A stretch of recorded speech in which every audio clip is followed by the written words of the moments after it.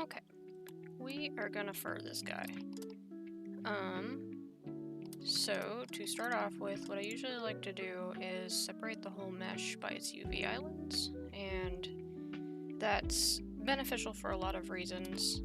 When you're doing fur card work, it gives you more control over every single area of the body individually. Particle grooming in Blender tends to be very messy when you have a lot going on all over the place all at once. You have a lot less control over fine-tuning specific areas without affecting other areas. And also data transfer, which is where you transfer the texture of the mesh onto the cards. Doesn't really like UV seams. Sometimes it'll like stretch the card islands between them, and you'll wind up with a UV map that looks like a spaghetti monster. And it's terrifying and really hard to fix, so it's a lot easier just to separate the UV islands from the beginning. It saves you a lot of trouble and gives you more control. So the first thing I've done is I've baked the high poly textures onto the low poly just to give myself a visual for when I do data transfers. Let me know if any textures are transferring weird so I can adjust them.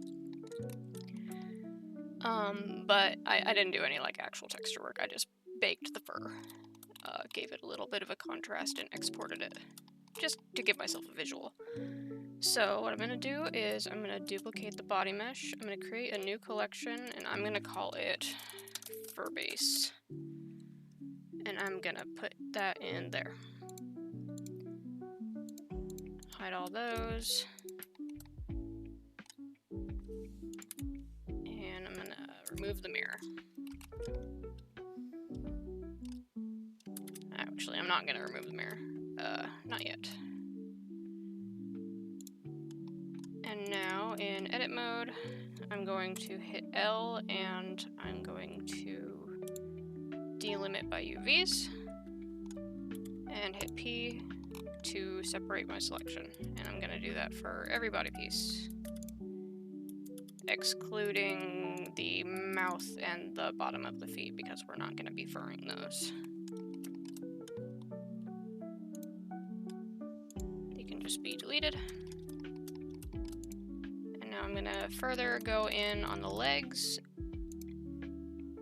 and just to prevent myself from having to deal with that wraparound seam on the back, I'm going to select this loop, hide it, press L on this, unhide, and separate that selection. Going to do the same on the back leg, select that loop, hide, L, unhide, separate selection. And now I shouldn't be dealing with any wraparound loops that or wraparound UVs where an object is meeting itself on the UV map, because that can also do weird things to hair card projection.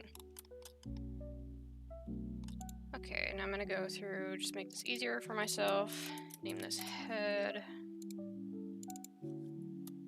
arm, back, torso, leg front, tail, arm front, ear back, ear front, and leg back.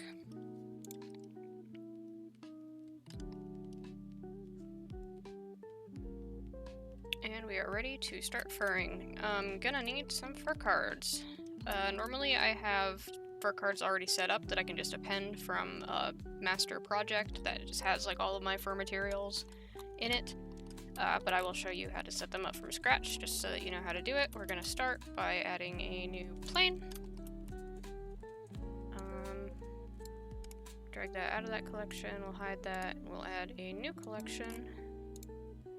And we'll name this Fur Card Masters.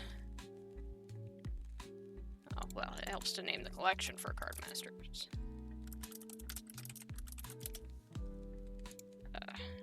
You don't need to rename that quite yet, but we are going to go ahead and rename this to diffuse UV, and then another one, diffuse UV. Oh, well, it doesn't work if you spell it, diffuse UV.001. I don't think that name actually matters. I think it's just the order of the UV maps that matter, but if you're working with like an exported mesh from Ark, I think this is the default naming system for Maya. And if you have mismatched UV map names when you merge objects, it can really mess a lot of stuff up. So it's easiest just to stick to Ark's naming convention for the UV maps. So that's what I do. And now we're going to go into shading. We're going to add a new material. We're going to call it haircards. And I'm going to pull in the mammoth diffuse, the mammoth opacity, and the mammoth normals.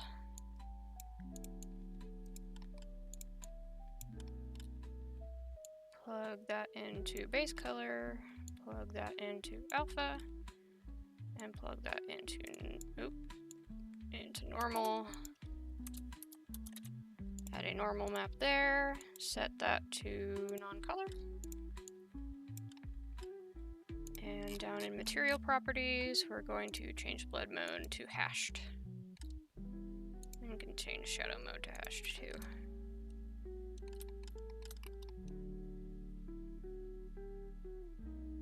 And back in modeling, we're going to hit Control R to add a loop. And do it again, going the opposite way.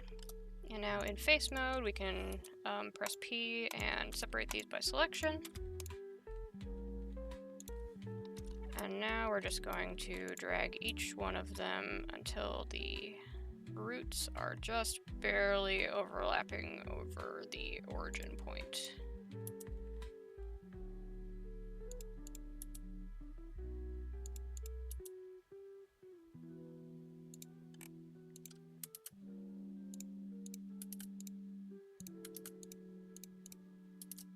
And apply all transforms on all of them. We can go in and further refine, like this one is not really using all of the UV space, so I can double tap G to slide this loop and kind of just constrain it down a little further. It isn't necessary, but it can make editing a lot easier, especially if you want to like change the texture out for a different hair card. Later on, it kind of helps to have the card be the size of the actual hair you want there and not vary between them all.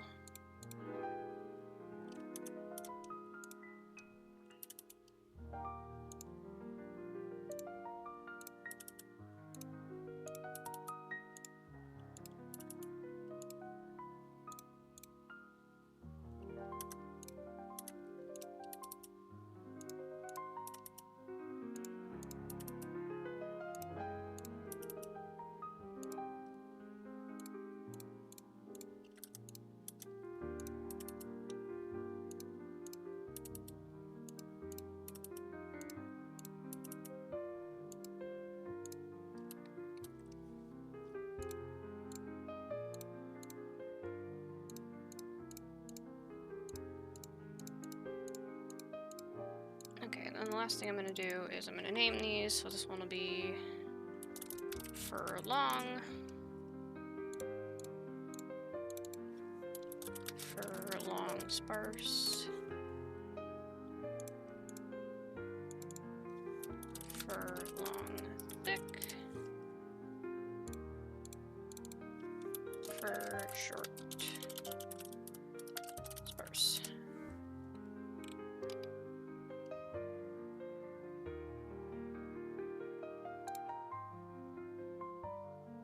And then I'm even going to go ahead and duplicate one of these.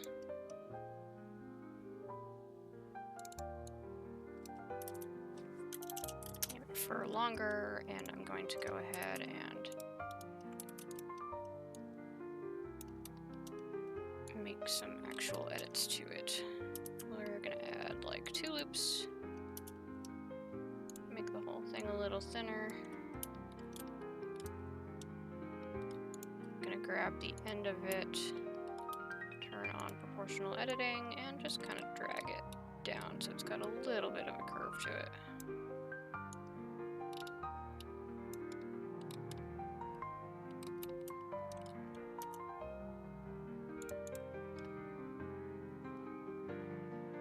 You don't want to distort them too much because it'll start to give you jagged angles. You can, on really long pieces that you want to be really defined on your mesh, add a loop down the center, and that'll make it deform a lot easier. But I would use this sparingly, just in areas you want to get really defined with the shape of your fur, because it does double the poly count for each card, which on a card that's only 3 polys, it might not seem like a lot, but it's going to add up really, really fast. So the lower you can keep it to begin with, the better. But those are our fur masters. I'm going to do a few more things on these, actually, before we get into actually furring. On each one, I'm going to add a vertex group for roots, assign that edge to it, and another one for tips, assign that edge to it.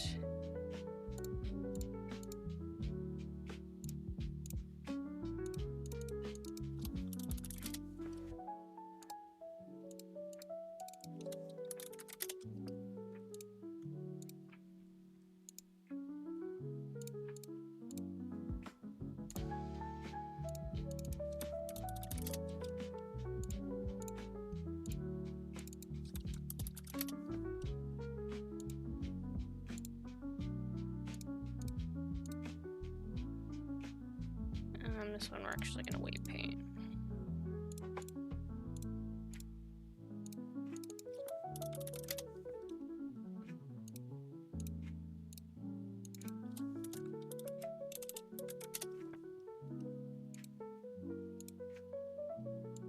Okay, so for this one, go ahead and add the groups without assigning anything to them. And then in weight paint mode, we're going to select roots, grab the gradient tool,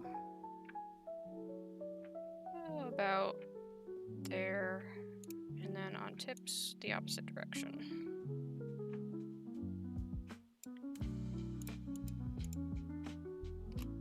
Okay, and that's just gonna let us do some pretty cool things once we've gotten past the particle setup stage, when we get into like fine-tuning the shape of our fur cards. So we can hide those for now, and I'm going to do one more thing in setup, and that is grab the body base mesh again, duplicate it, and we're gonna name this fur shell. And now what I'm going to do is I'm going to add a displace modifier, and it's going to look like a balloon animal for a second. We're going to turn that down to probably about 0.2.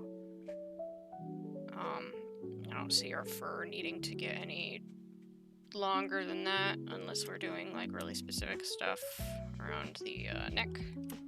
But just for like base fur length, that's fine. We're going to add a vertex group, assign the displace to it, and in weight paint we're just going to paint on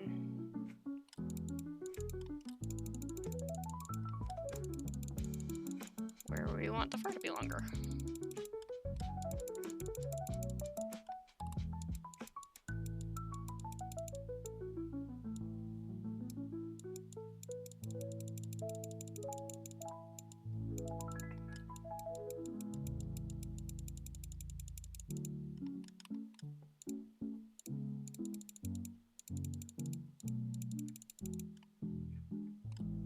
This is going to be most useful around the legs, where they taper down into the feet. So really make sure that you get the shape you want in that area.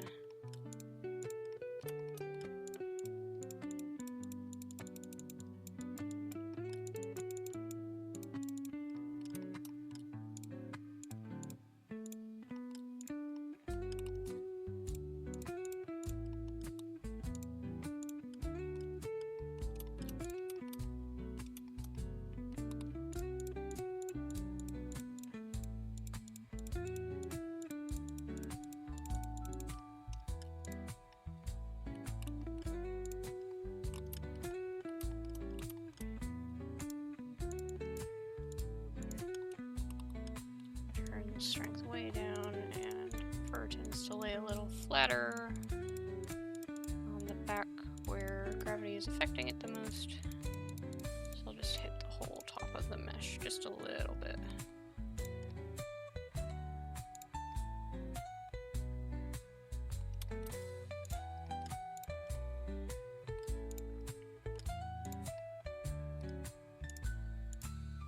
And then we'll smooth all of our weights.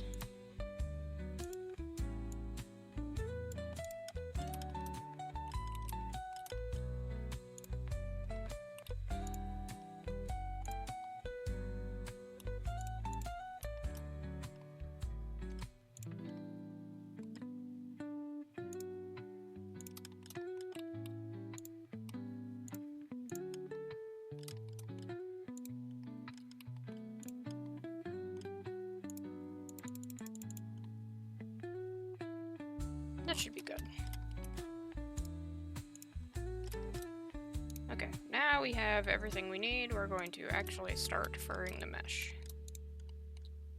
So we're going to add a particle system, drag it below the mirror modifier, add a hair,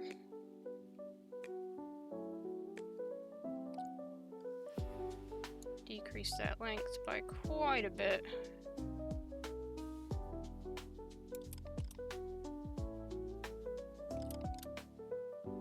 Set it to like 200. Interpolate it by 2. I prefer to set it to a low number and then interpolate it with the children instead of starting with a high number, because it gives me more control over the amount of hair cards after I've done edits, because you can't change this number after you've groomed it, but you can change this one. And also, children give you a lot more options, like clumping and roughness, that you don't get access to if you don't have children turned on. So we're going to call this particle system face. And we're going to call this vertex group face.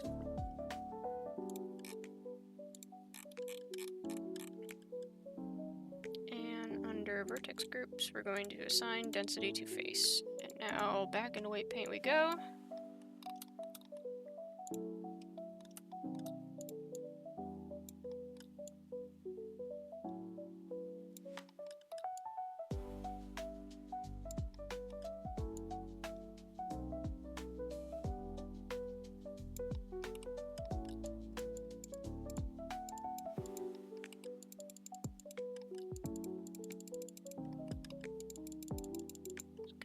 On everywhere that I want fur to be on this cat's face.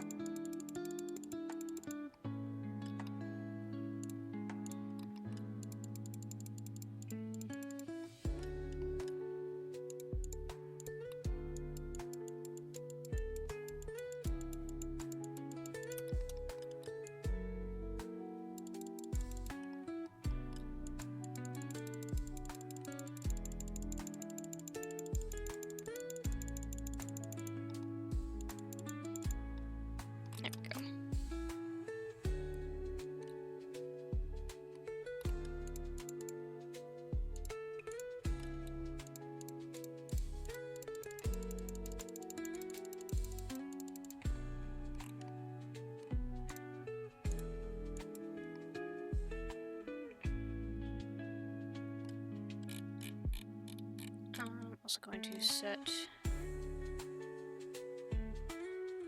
source to not be random order. Kind of just evens them out a little bit so you don't have huge gaps between them all.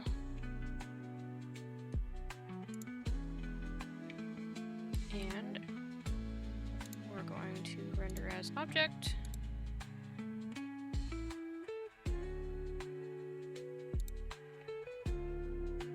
Scale that up to be about the same size that the path was.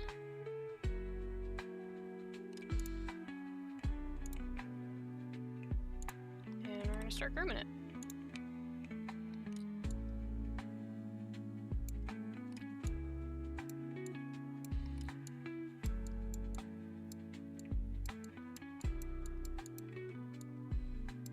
I like to start by just kind of shrink wrapping everything to the face. Really follow the flow of the sculpted on fur that you baked.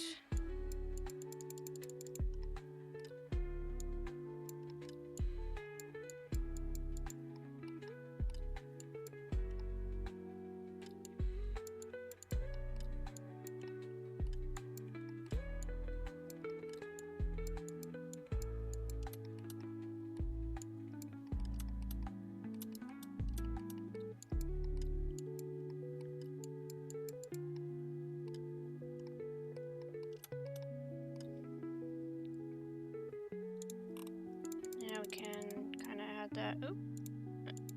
add that volume back just a tiny little bit.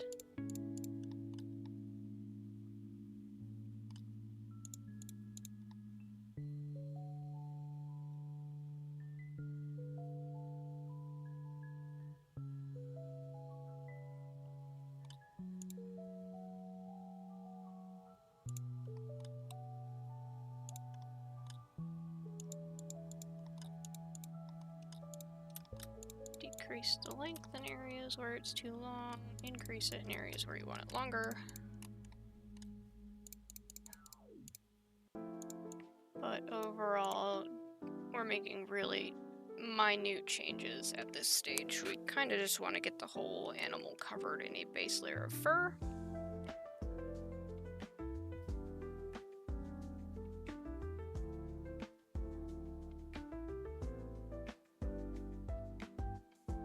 That's pretty good. I'm not happy with how it's wrapping around that chin, but that's something we will fix in manual edits.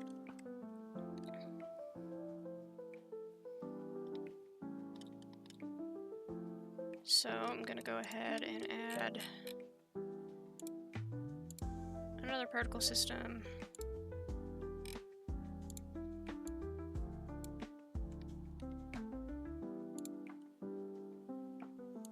Do the same thing as the first one, set it to about 200, turn the hair length down.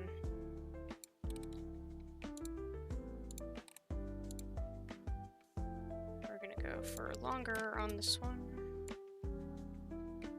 Scale that up, interpolate it by 2.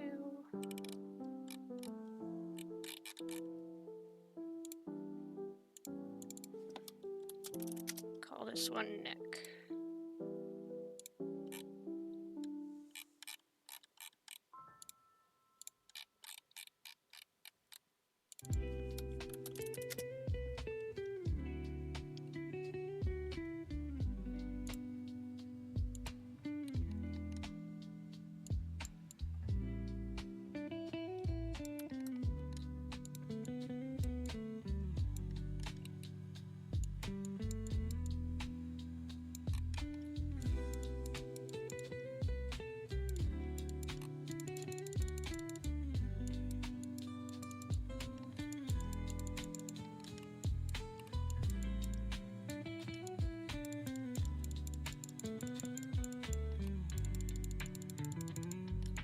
And what I can do is I can kind of just loosely paint that all in.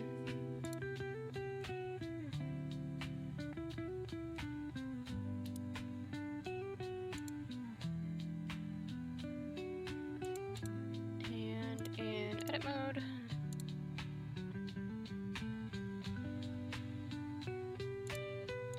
I can select that one and remove it from that one.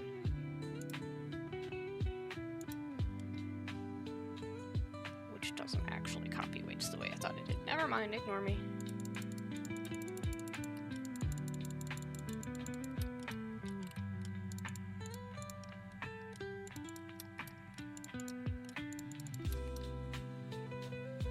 There's probably a way to do that. I don't know.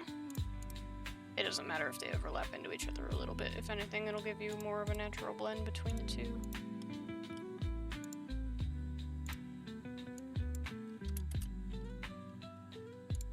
Okay, now we're going to edit the neck cards. Again, we're just going to groom them down a little bit. Ooh, before we do that, you can see it's really patchy in there. We're going to delete that edit. Disable random order.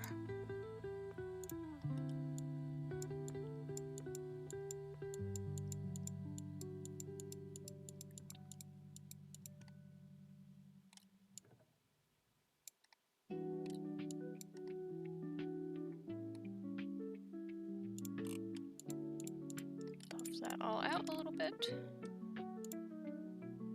And probably increase the length a bit.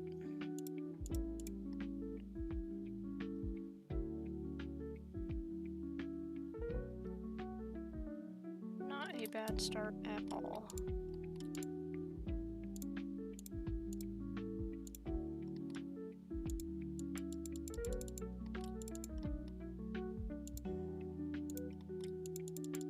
Make it lay a little flatter there.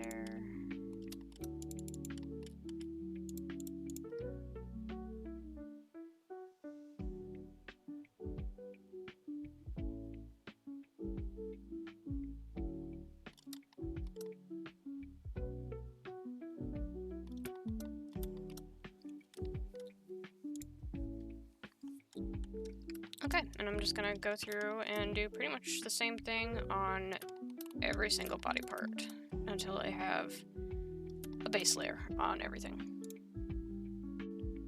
Okay, this guy's got a nice healthy base coat of fur now.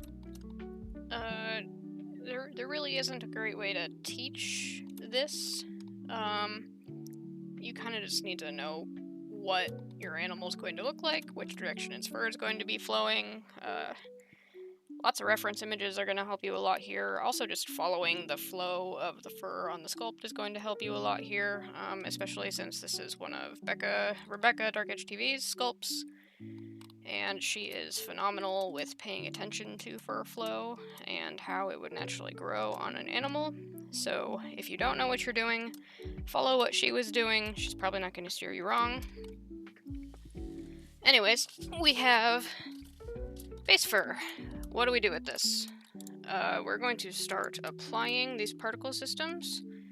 A fun thing with Blender is if you make instances real when you have multiple objects referencing the same instance, this object is going to explode. And I don't mean that in like any sort of non-literal way. It's going to explode. Watch this. It's fascinating. Whoa.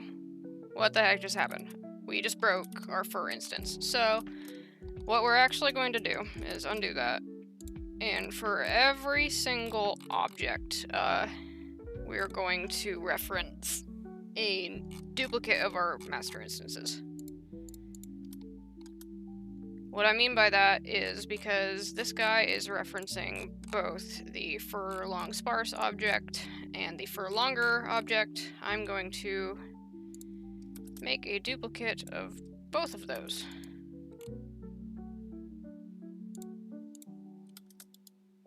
And reference those instead.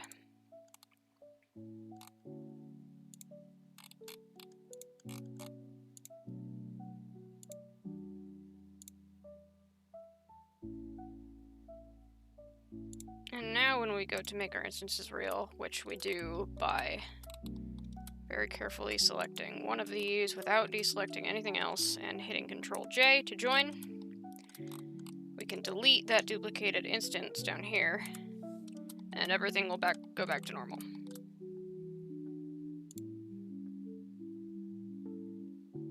Do that again. this one.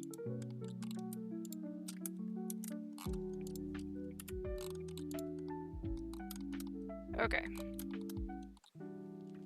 So now I'm going to hit Control A to apply all transforms on both of those, and we can add our mirror modifiers back to them.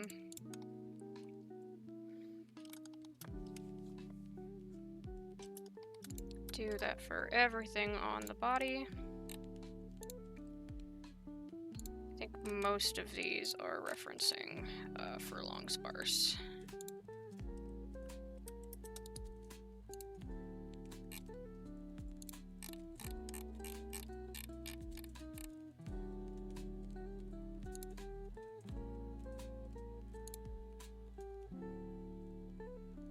And if they're both referencing the same object, you don't have to hide one and apply.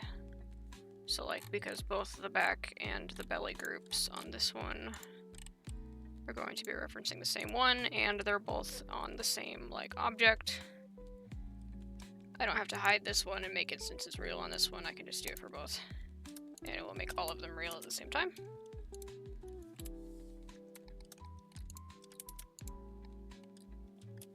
Go ahead and hide these as I'm working.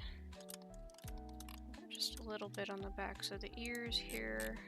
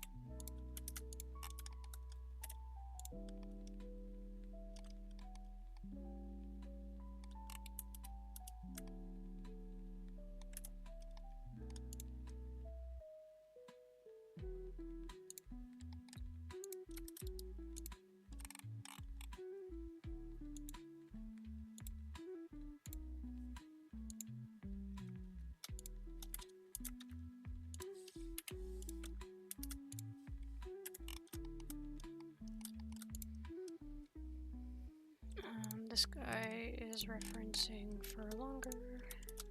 Duplicate that one.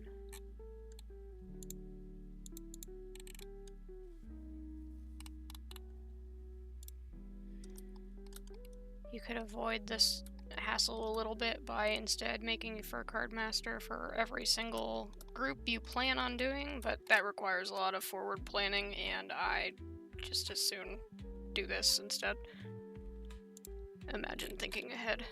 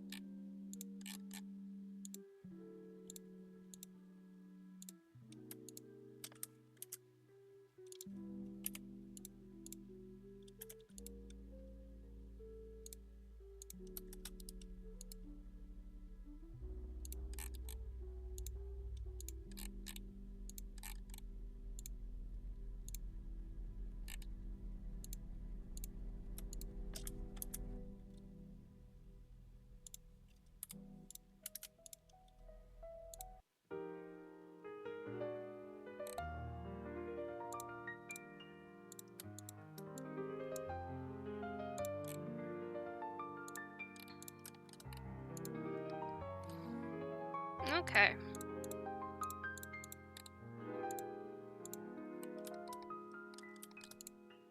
Add the mirror modifier back to all of these.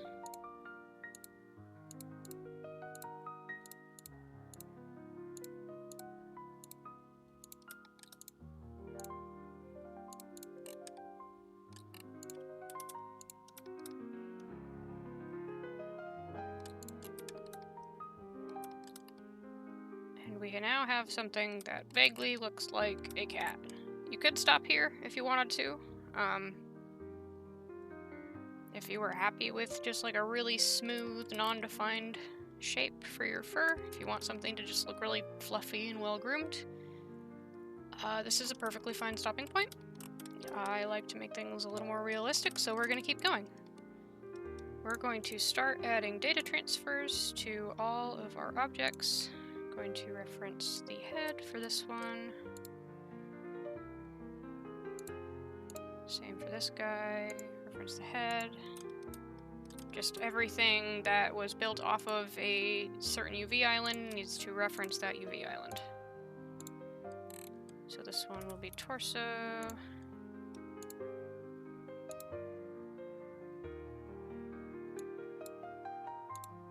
This one will be arm front. Arm back, so on and so forth.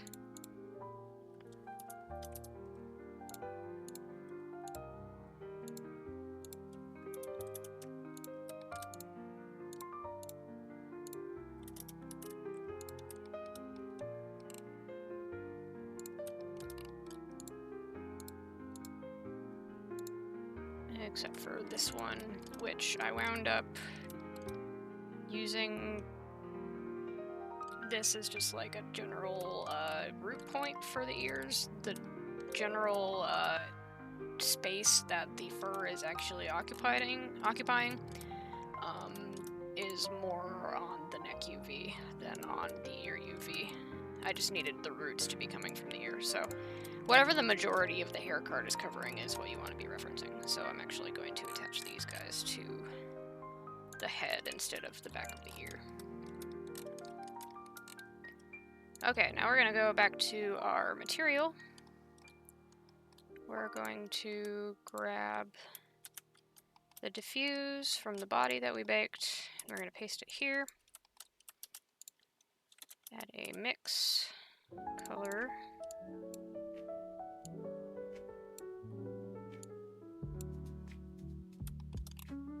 We'll set this to overlay. Factor it in. And we're going to add a UV. That's not how you spell that. UV map. Plug that into the vector of the diffuse. And set that to our second UV map that we set up for all of these at the very beginning.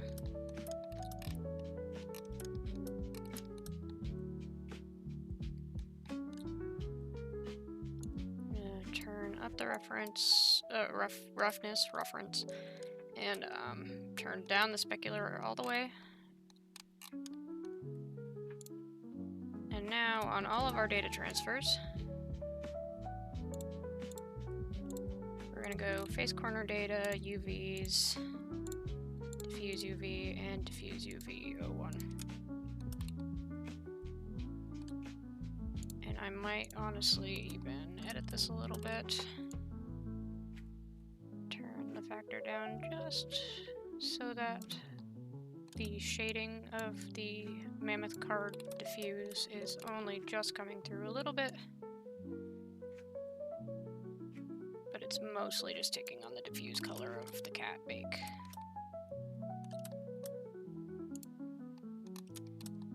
And this is where the magic is really going to start happening.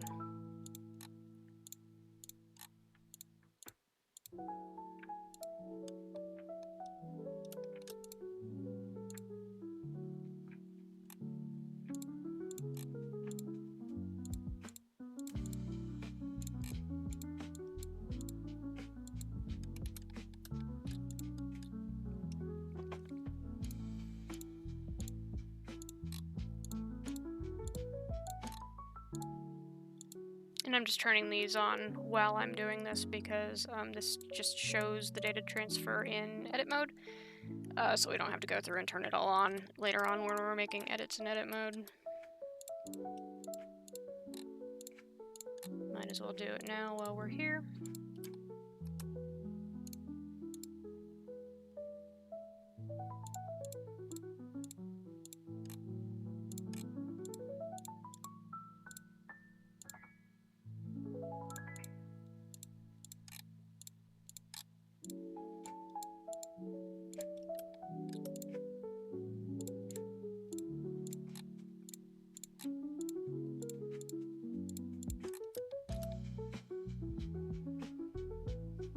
Okay, and now we can actually hide our whole fur base. We're gonna grab our fur objects out of that and put them back in our base group.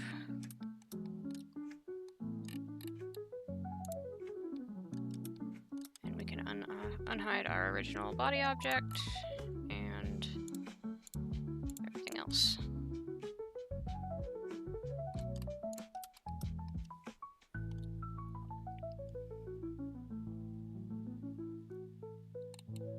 And I'm gonna go ahead and name these.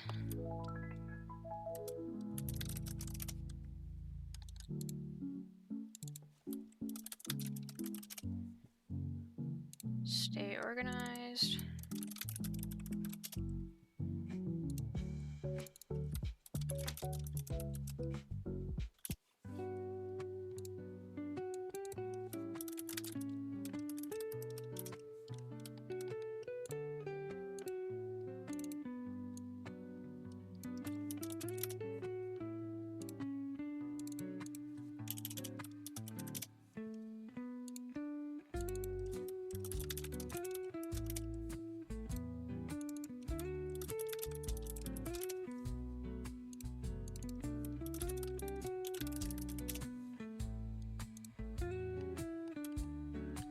We can go ahead and combine this one with the neck fur.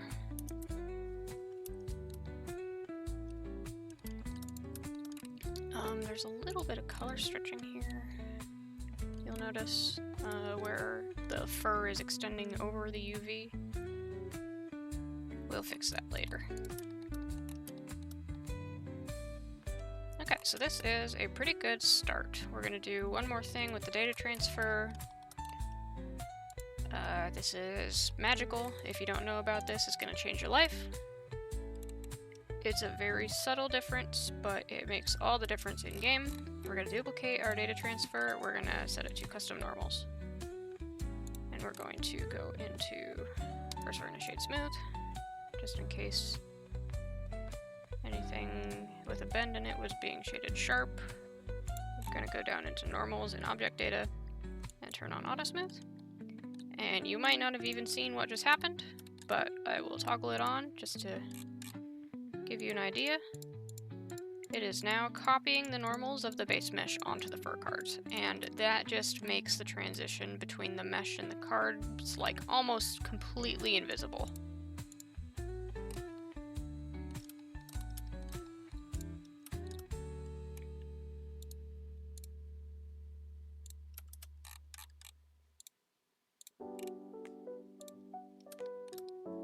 And for these guys, I actually like to reference the main body mesh instead of the individual UVs, because normals don't have to worry about UV seams, and it is like subtly a little bit more correct of a normal calculation to go off of the whole mesh. Just for the normals though, not for the UVs.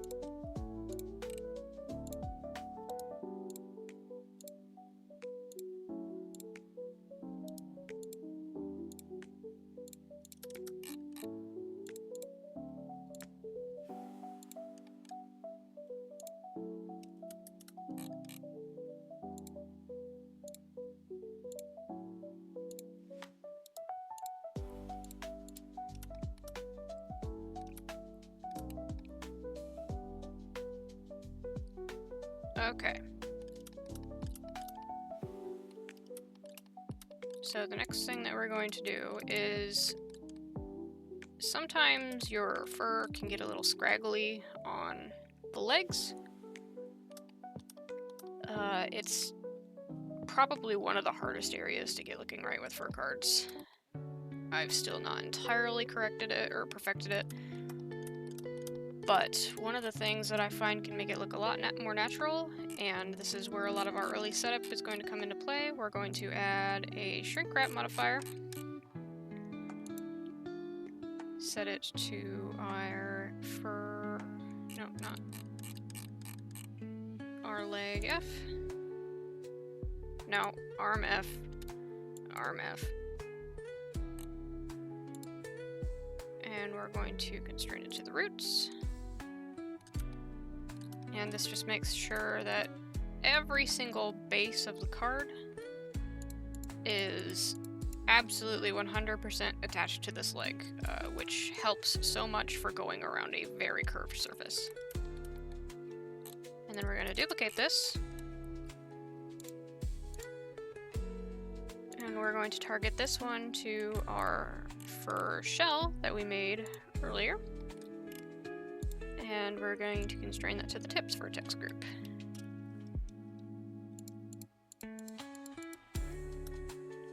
And now the tips of our hair is going to be perfectly following that shell that we made earlier.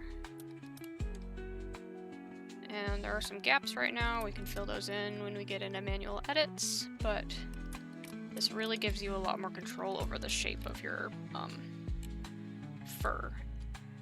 And we can even go in on this fur shell and adjust the weights on it. So say I don't want that sticking out quite so much on the front. We can do that. Hide it again, and now you can see it's a little flatter.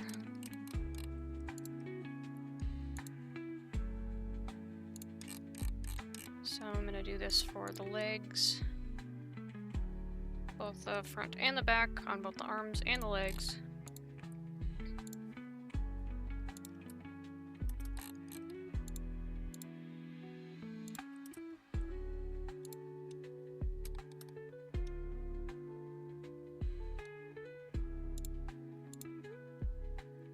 And you can even go into edit mode .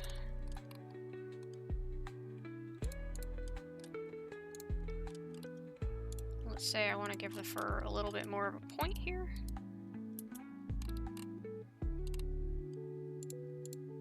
I can do that.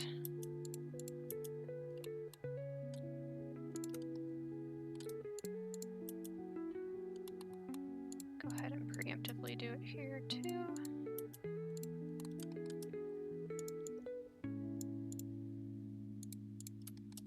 And now that reflects in my fur shape.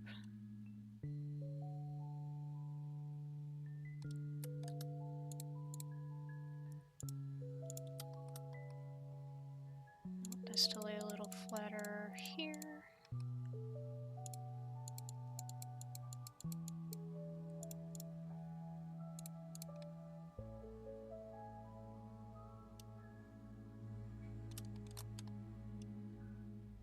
And now you can see those legs are looking really clean. And we have absolute control over the shape of them. So we're going to do the same for the back.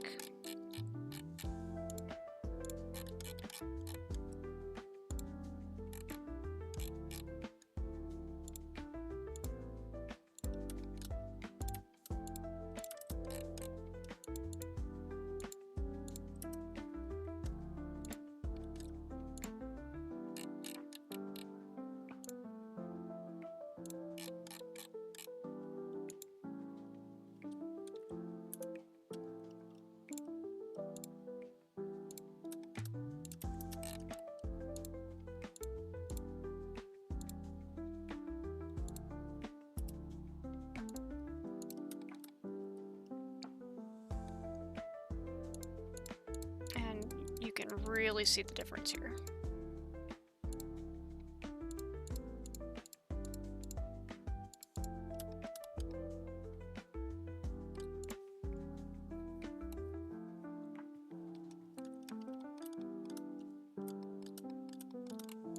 And I might try and do it on the face too.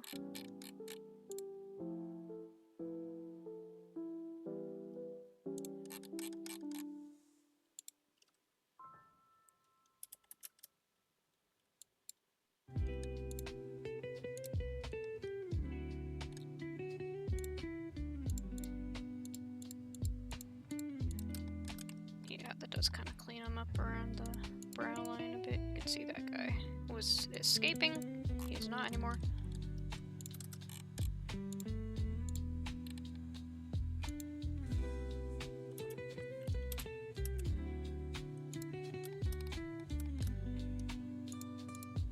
And that's really gonna catch the shape I wanted on the chin.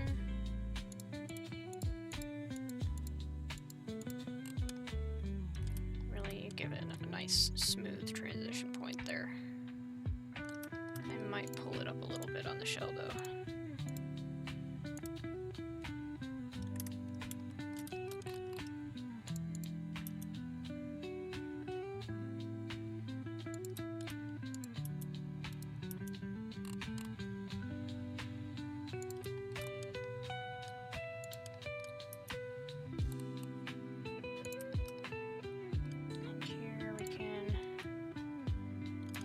Look at our reference. Kind of start getting into the fur shape on Maine Coons specifically. They have these really dramatic ruffs around their face and their neck.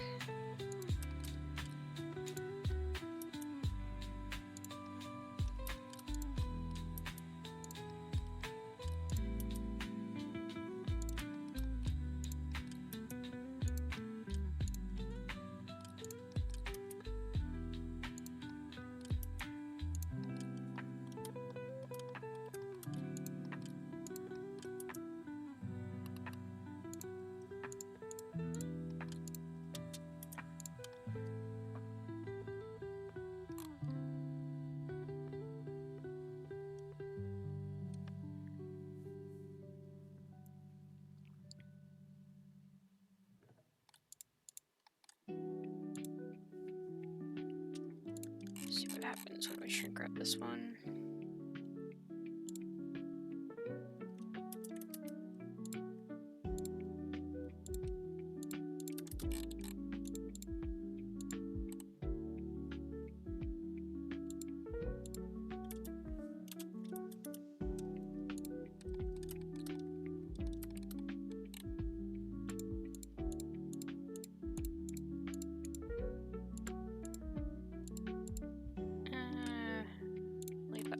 I'll keep the tips though, or the roots. You might want to go ahead and shrink wrap the roots on every single object. Because when we get into manual editing, it just makes it so that no matter how much you drag the fur around, it's always going to stay attached to the body.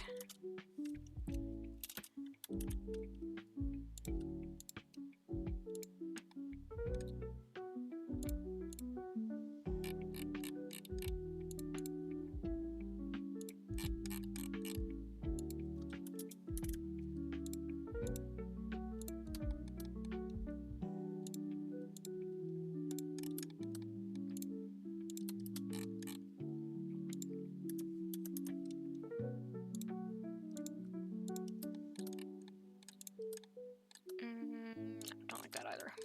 Okay.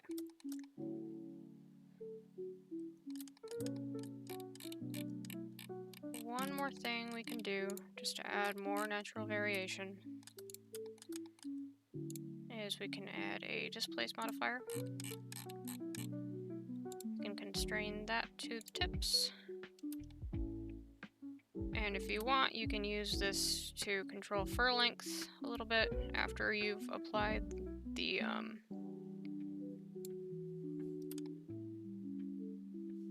brain fur particle system.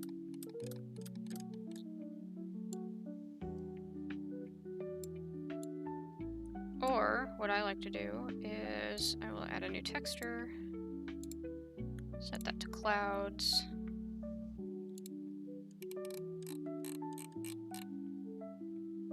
And see, it's really adding roughness to the endpoint of the tips.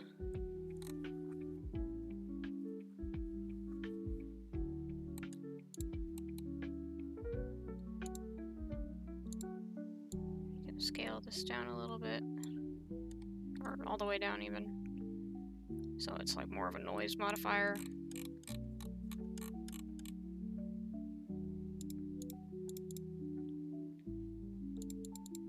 Turn down the strength just a little bit.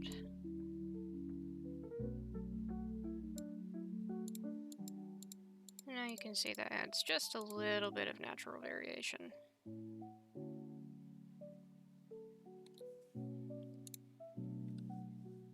You can go even further with this if you want to by duplicating this vertex group. And in edit mode, we can select random, probably random faces. Go ahead and control plus sign to select more of those. And then remove them from that group. And I'm going to do that one more time.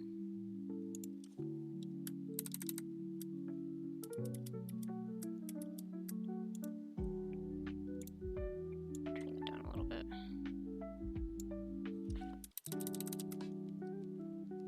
Remove those.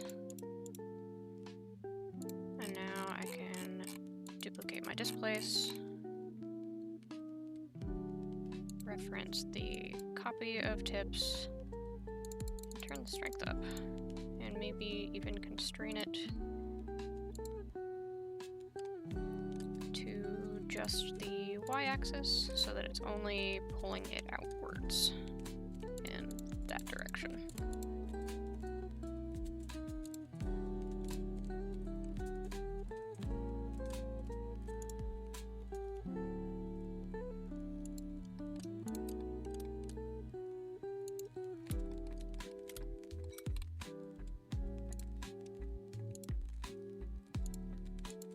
You can even use these to start making manual edits.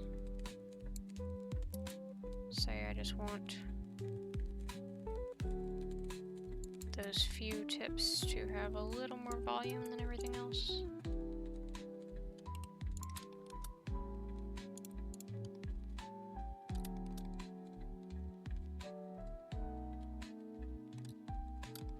And things are starting to like bend backwards and stuff here. That's going to happen with a displace modifier. You can fix that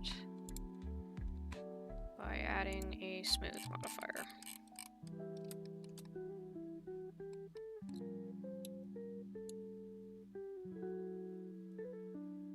You can even make it rougher if you want to. If you have something with like really scratchy fur.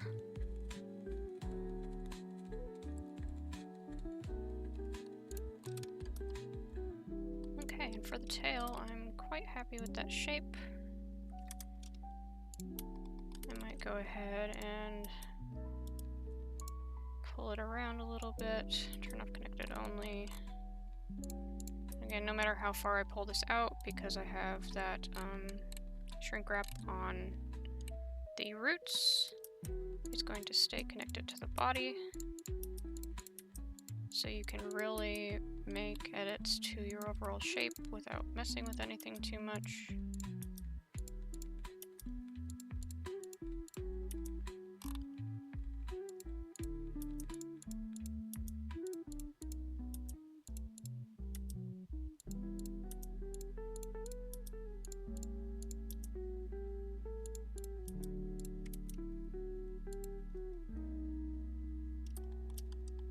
Some other useful things to know with manual edits are your different control modes for each object. We have, of course, bounding box center, which kind of manipulates the object as a whole, depending on where you have it selected. Individual origins is also really useful for this, because it makes it so that you have a bunch of stuff selected, instead of it all scaling down globally, it scales down separately. So if I wanted these fur cards to get skinnier at the tips, but I wanted to keep the general position of where they are. All I have to do is set it to individual origins, and everything kind of stays in place, but gets smaller.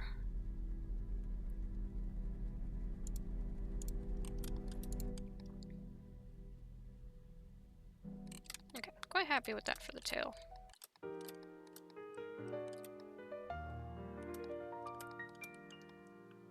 I really want to work on the neck ruff, cheeks, and of course do the little tufts on the ears for the Maine Coon.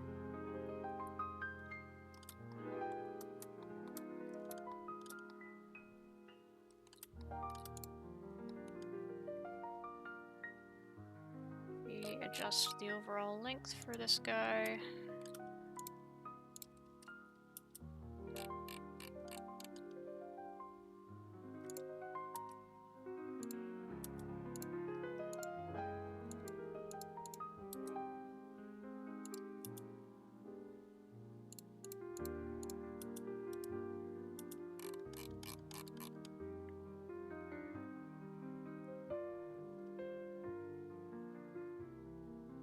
If there are ever edits where you really don't want to affect the roots, all you have to do is select all the roots and hide them.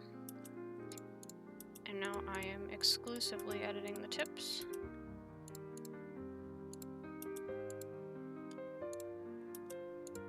This to lay flatter on the back, but be longer.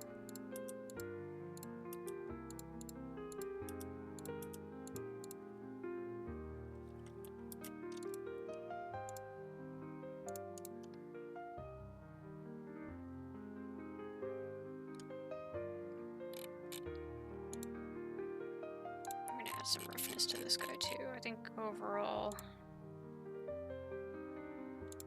it's looking a little smooth.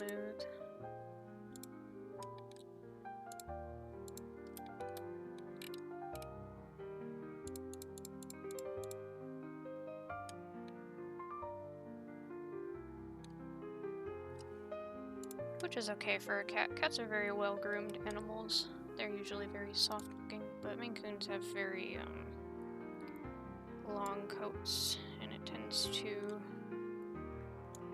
well, here's the reference I'm looking at, this guy right here. You can really see it's sticking up in a lot of different directions.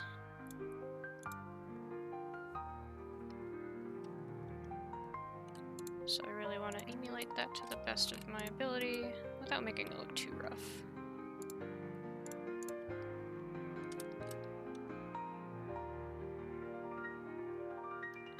Especially in this neck ruff, you gotta be careful with making it look too smooth, because then the cat just looks fat.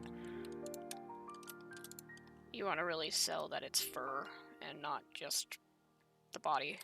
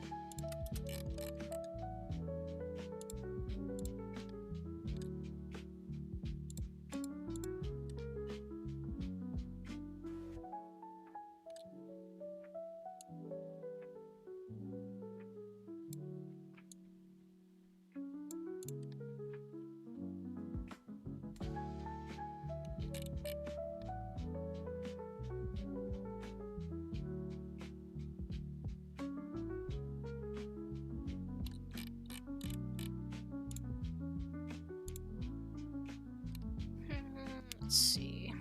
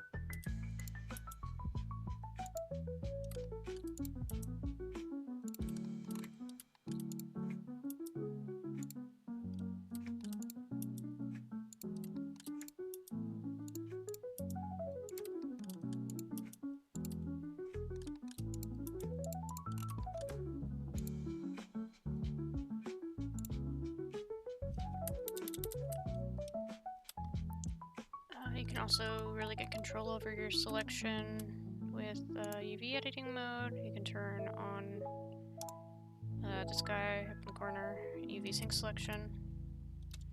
And now anything I do in UV editing is going to show up physically on the model. So say I only want the very tips of these selected, I can deselect those. And now can Control I to invert and hide. And really just pull some of these out a little more.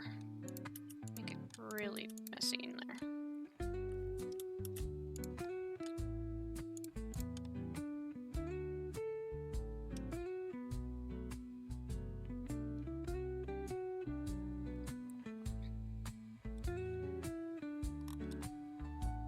Yeah, that's looking quite natural.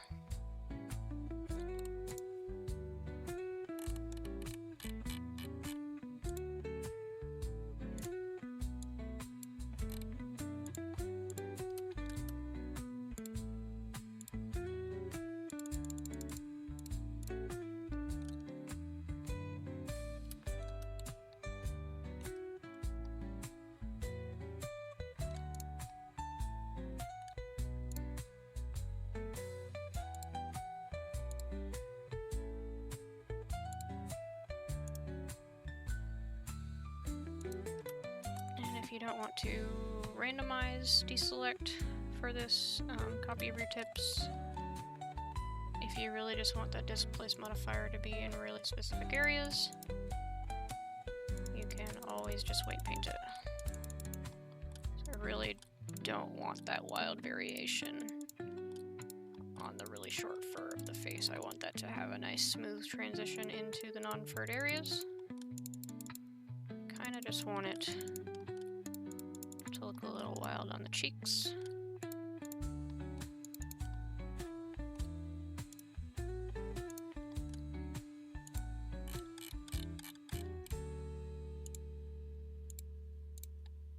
Yeah, there we go.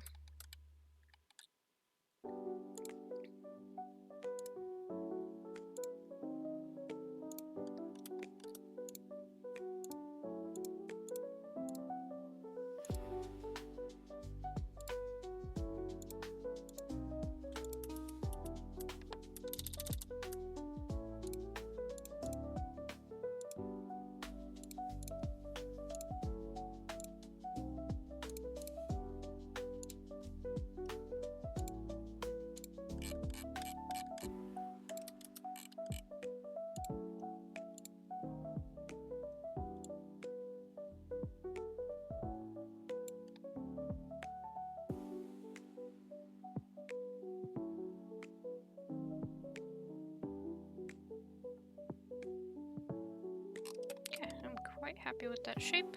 It's a little fat, but you can always make edits to the mesh itself. So say I wanted to kind of slim that neck down a little bit, I can honestly just select the whole thing, minus the claws and the teeth and the tongue and the eyes.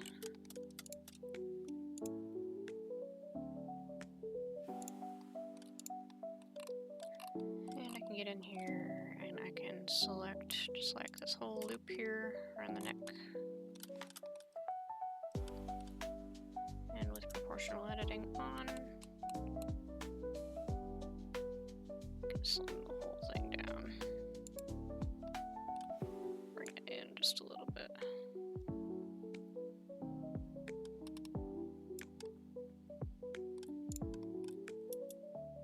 And of course I can manually drag stuff around as well. I don't want to change the shape too much, especially if the commissioner was happy with the original. I just want to make him look a little bit less like he ate bees. Ooh, really don't want to affect that eyelid in any way.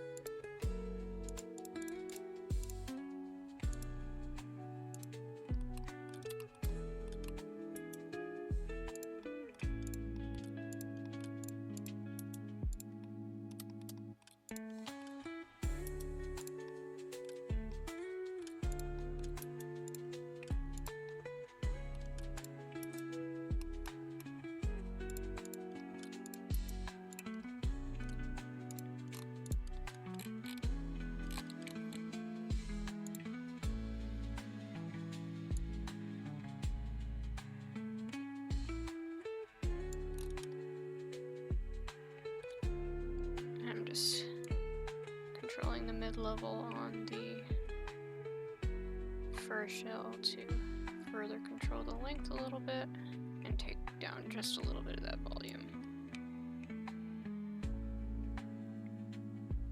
Now he's looking a little more fluffy and fat.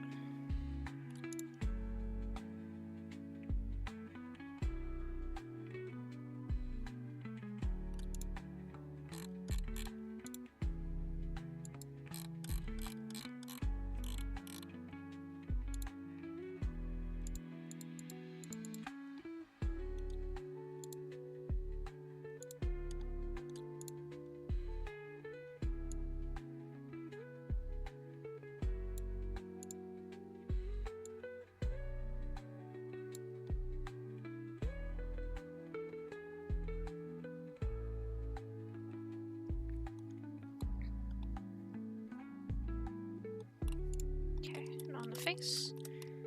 I want to change some of these cards out for the thinner cards in transitional areas. So I'm just going to select a few of these. I don't really like using those really short cards a whole lot because they do have a small textural difference. They're a little less soft looking than these.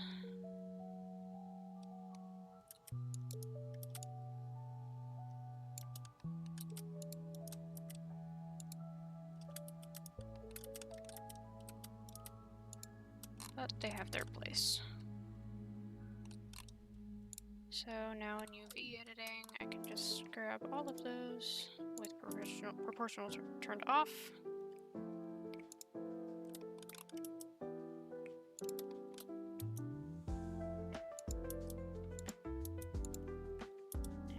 Move them over to that on the tile set. Specifically on the first UV, not the second one. The second one is controlling our data transfer.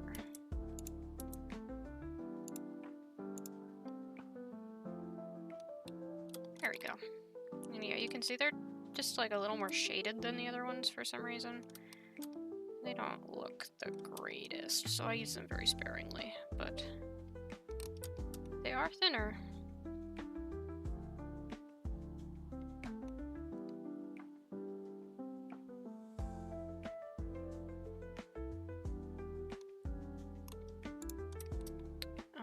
You'll notice these are floating a little bit. That is because we made an edit to the body low, and our fur groups are actually sampling the UV islands still. So I can just change all of those shrink wraps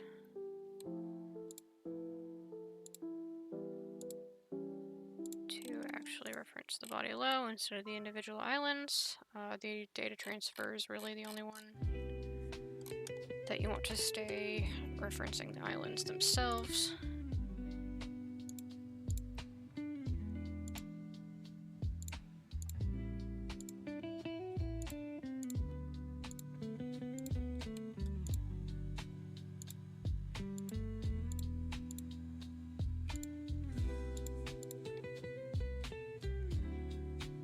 There we go.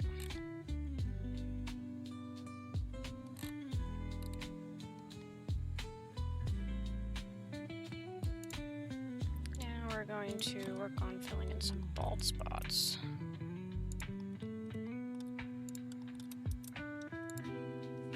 You just shift D on any old card.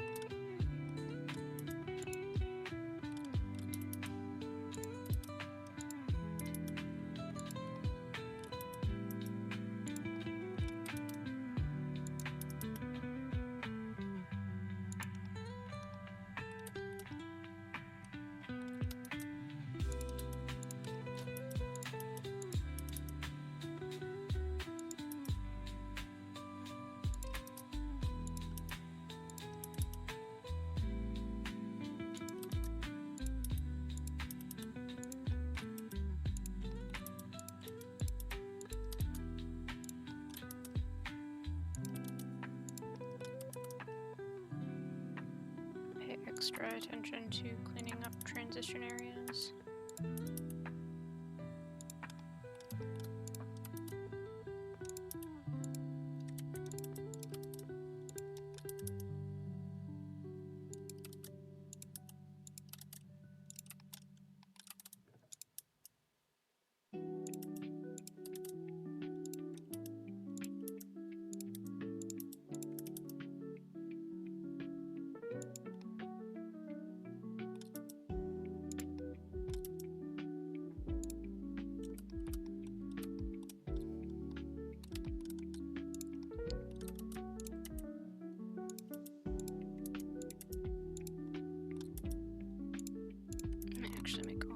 Down here smaller.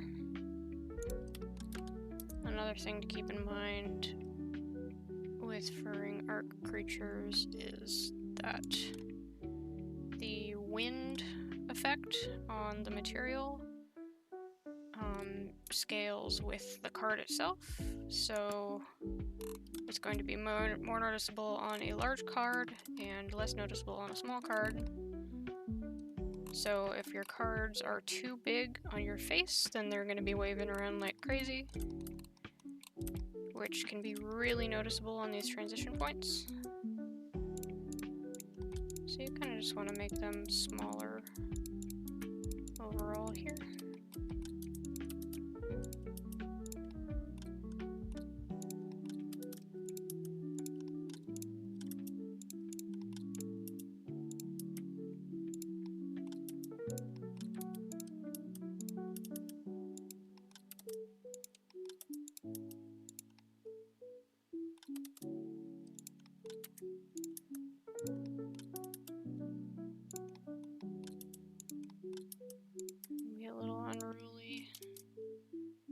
To displace modifiers and stuff going on, but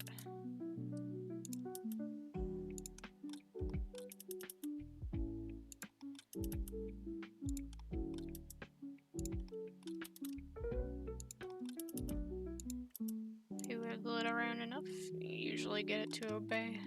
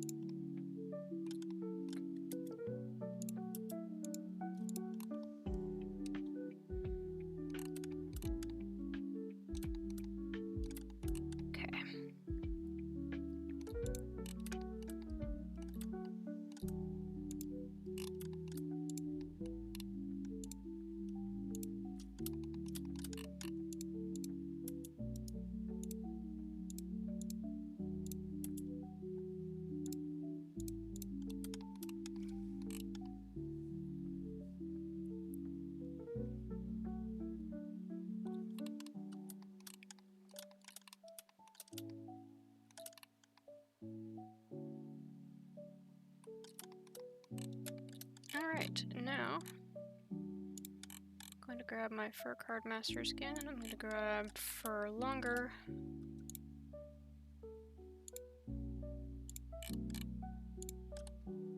Duplicate it, pull it up here.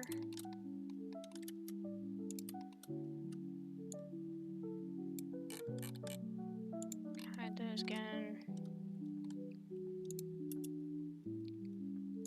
And it just turned snapping on,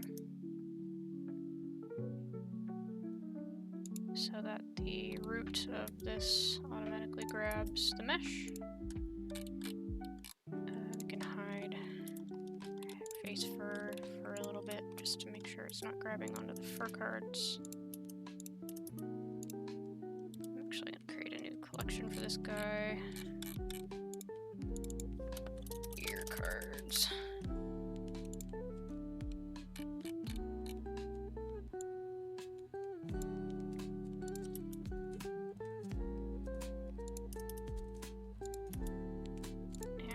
Don't really have long fur on their ears. Their ears are very thin. You can usually see right through them. They don't have a lot of fur coating on them. Very fleshy. So in most of these places, you can just let the sculpt work do all the talking.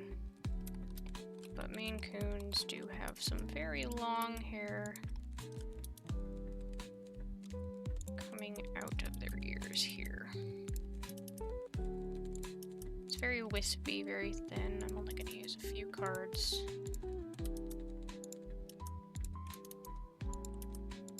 Really give it that look.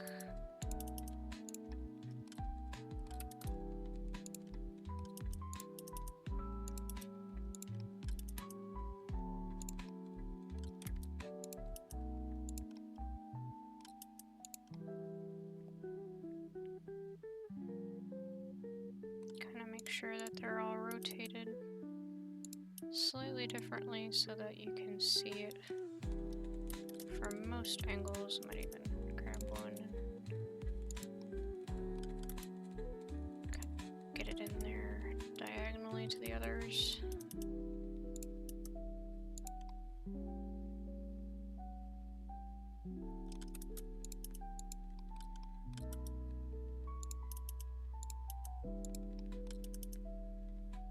And I am double tapping R to get this mode of rotation, whereas just single tapping just rotates it based on your camera angle.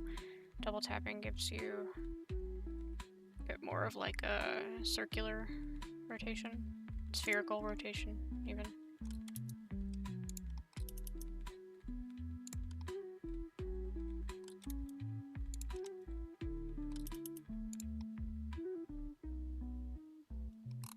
It's probably good for the inner ear. And then of course they also have their little like links tips. And this is where I'm going to give it an extra loop down the middle so that I can really shrink this tip without distorting the fur that much. And even give it an extra loop there.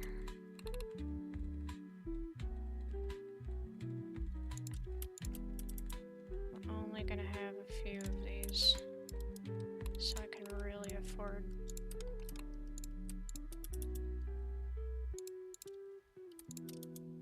to give them a higher poly count than everything else.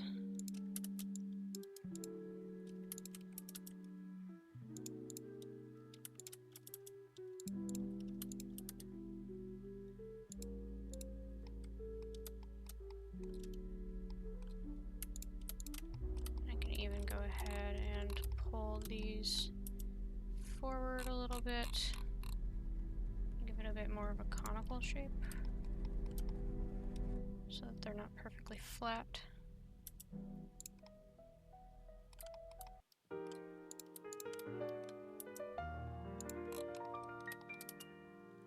Again, smooth the whole thing a little bit.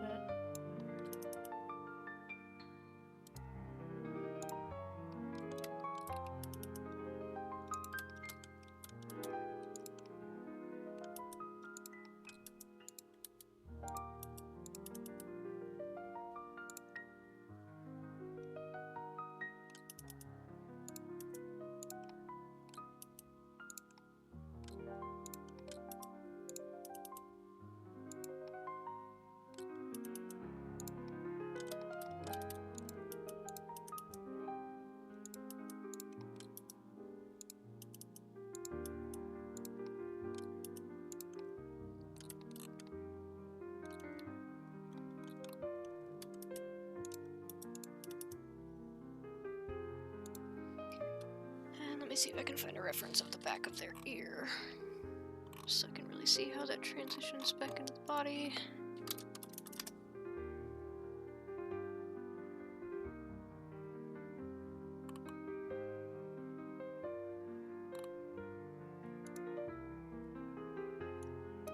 Yeah, so I got this guy here. That's what I'm really gonna look at.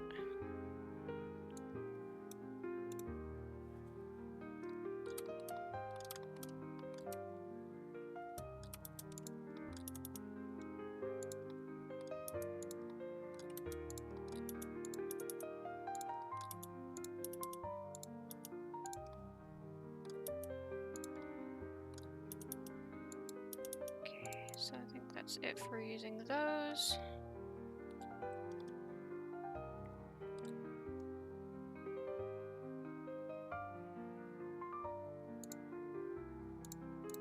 Gonna grab my fur card long sparse, duplicate that and bring it up.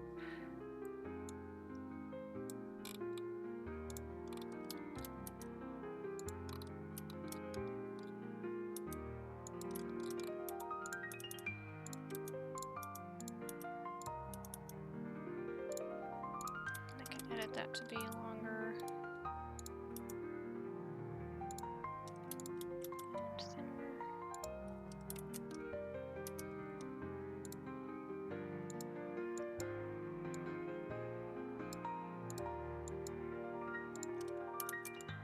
Maybe even give it like one loop in the middle so I can give it more curve.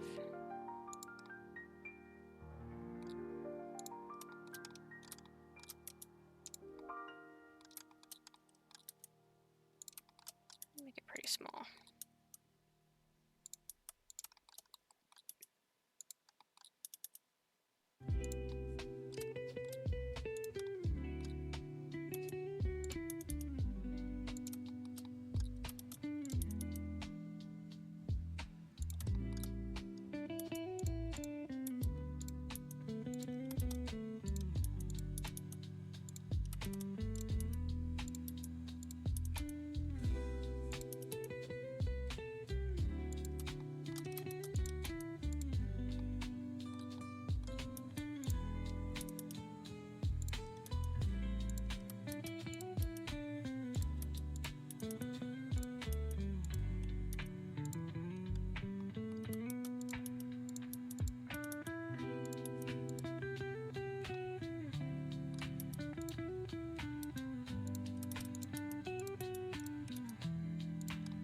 I'm not going to worry about making these too thick.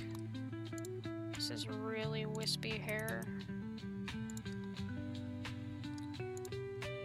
on these ears, looking at the reference image.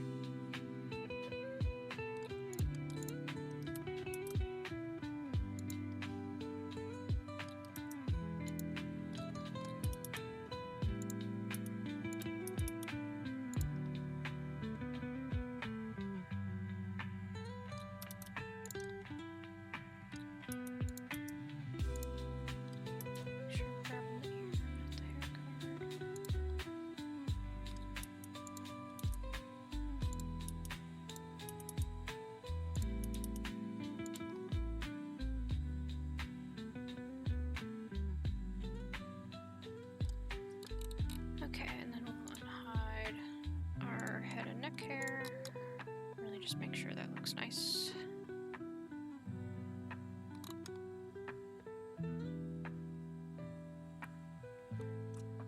Compare it with our reference images. Go ahead and vary this a little more.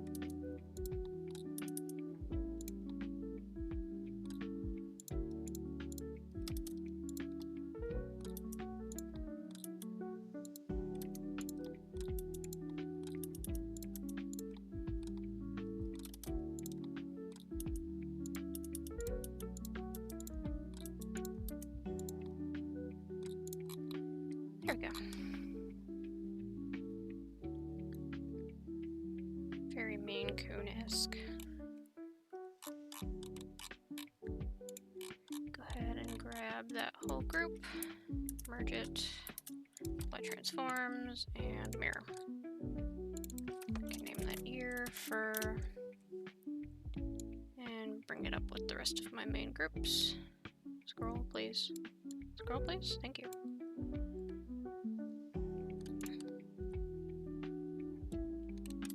Okay, and then one last thing. We're gonna give him some whiskers. The easiest way to do that is I'm actually going to grab my fur short sparse.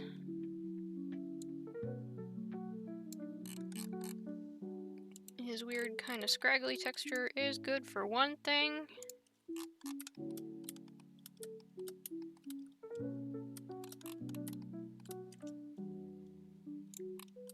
I'm going to grab my knife tool.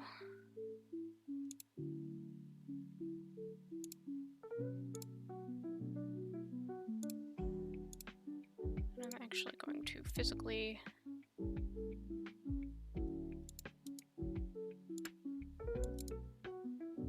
cut this out. This one specific hair.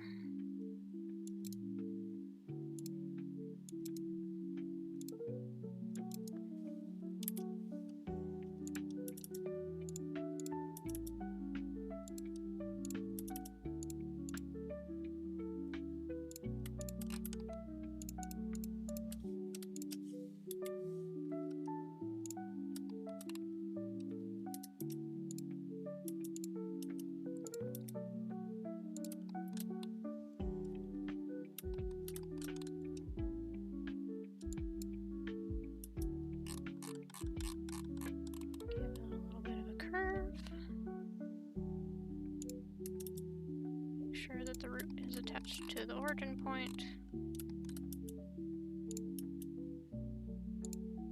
Can even straighten it out just a little bit.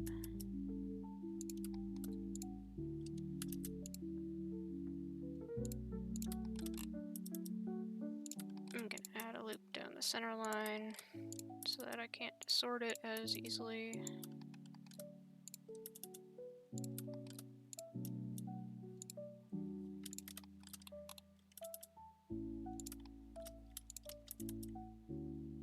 Really constrain this texture down.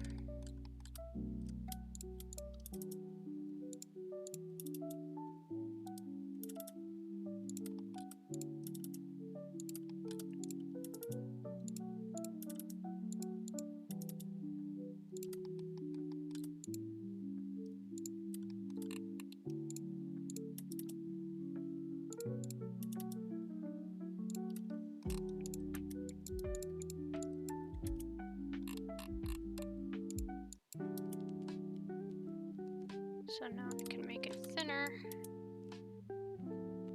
It shouldn't distort too much.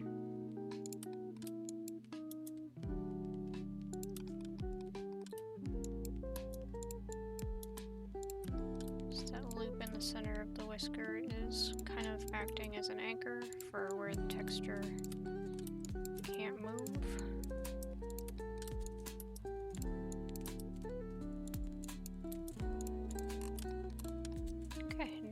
Ourselves a singular whisker. I'm just gonna reuse the ear cards group.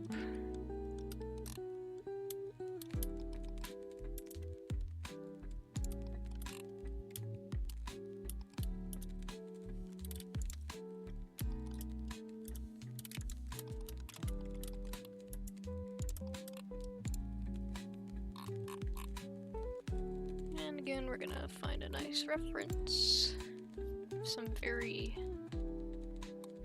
nice looking iconic Maine Coon whiskers, or just cat whiskers in general.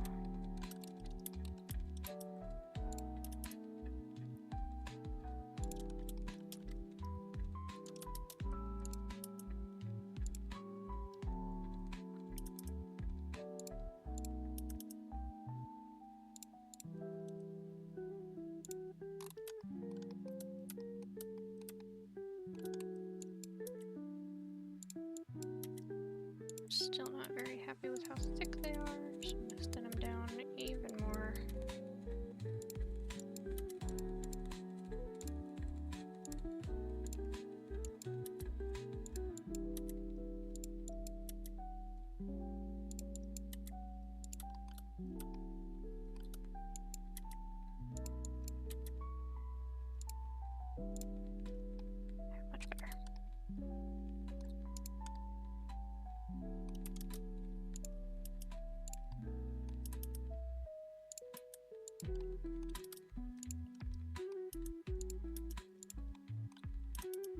ones have very long, very droopy whiskers. I am looking at this guy.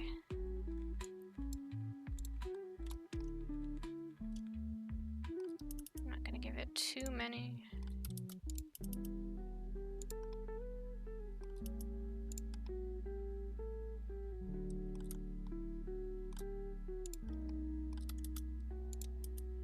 Few on the eyebrows as well.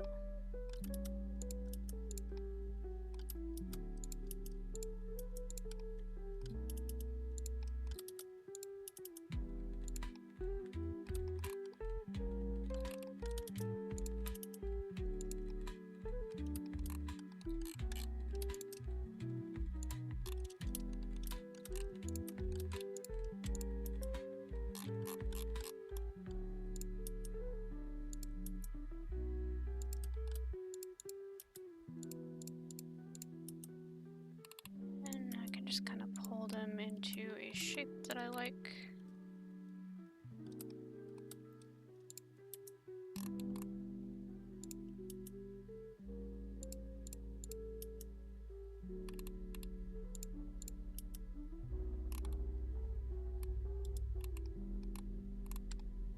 Oh. Okay, well, we're gonna undo all that because I had snapping on. Oops.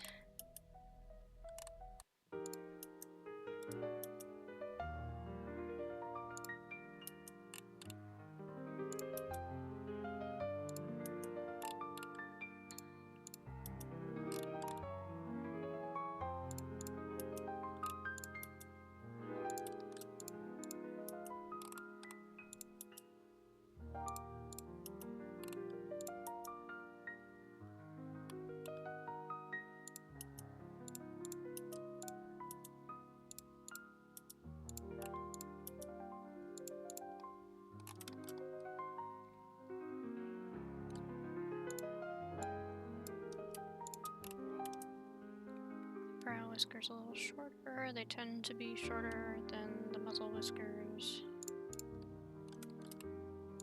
I'll make these guys a little shorter too.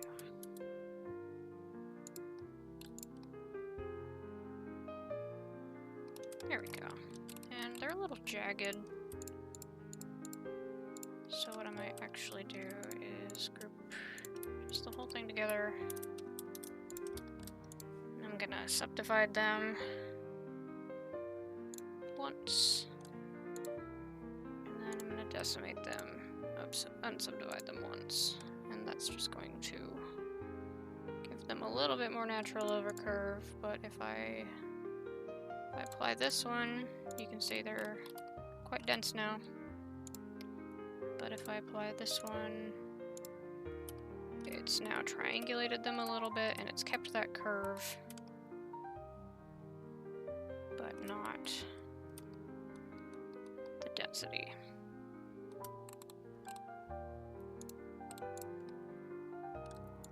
So shade them smooth. And for these guys, on their second UV map where you would usually use a data transfer, I'm going to go ahead and just grab the diffuse, scale these down really, really tiny.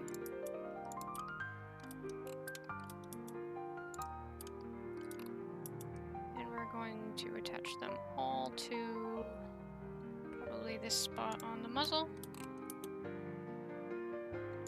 because this is where I'm predicting there's going to be a very light fur color. We'll even go ahead and aim them for a lighter patch on the diffuse. And that just means that they're all going to be very light in color. I will let the commissioner know that that's where the whiskers are so that they can move them to a later spot if they need to. Commissioner is probably going to watch this video, so there's your heads up there, actually. And we're just gonna mirror those.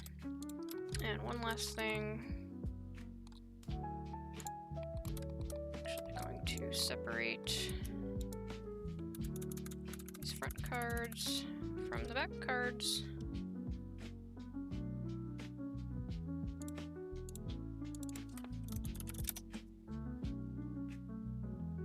In a vertex group.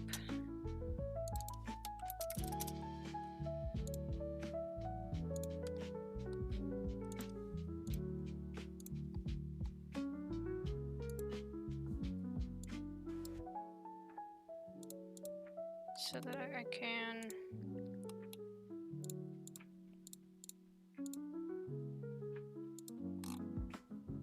separate them on the data transfer as well.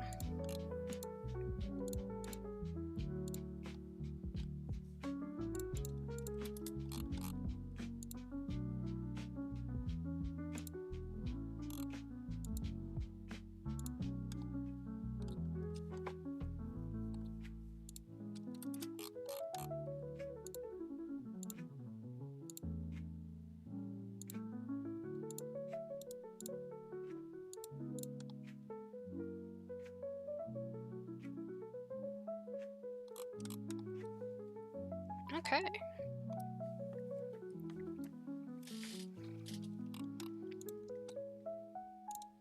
And you'll see these guys are kind of dark here where the normals are being transferred. That is because the normals, the direction that the cards are facing is actually all facing backwards since I made them off the back of the ears. Easy way to fix that. Going to face orientation, and now you can see everything that's kind of facing backwards. You want it to generally be blue in the direction that you'd be looking at it from. So I'm gonna go ahead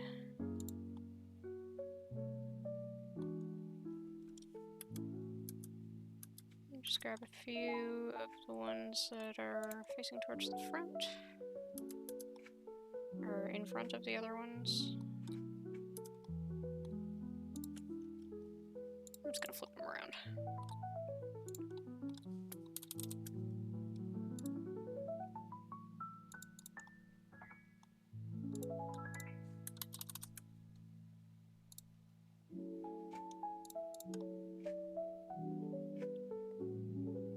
There we go.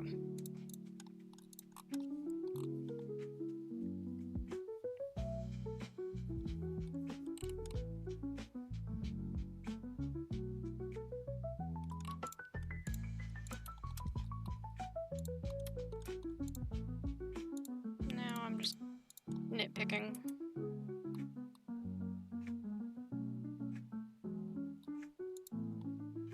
His head is a little too skinny on the top and wide at the cheeks. So I'm just gonna pull this fur out a little bit. It's better.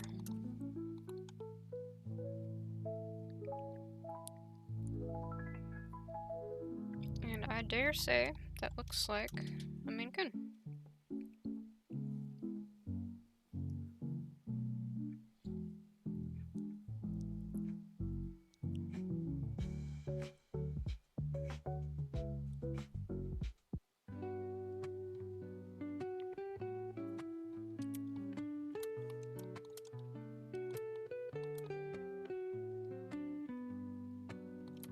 That is how you fur a small creature in Ark. All you have to do from here is grab all of your fur objects, convert to mesh, apply all transforms, merge them all,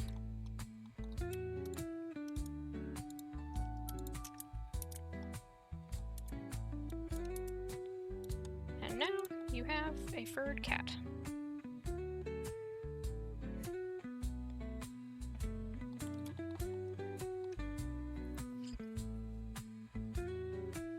And that's that. If you have any questions, feel free to ask me. I am still learning this myself. I only just started Ark modding like a year and a half ago. I've been doing fur cards for even less, but it's one of the things in the modding community that seems to have the least amount of information around it, and apparently the thing that I've chosen to specialize in accidentally somehow. So I'm definitely willing to share any information that I have, even though I'm still learning it all myself. So yeah, I hope this helped. I hope this gets more information out into the community so that you can also have beautifully furred creatures in your modding experience.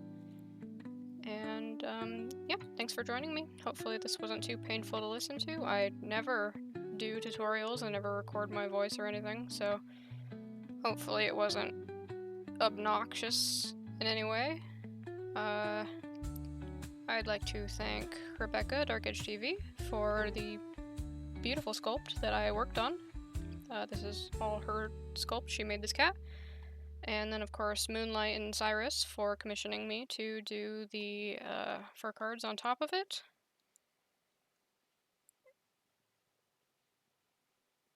Yeah, I don't know how to close out a video, so bye!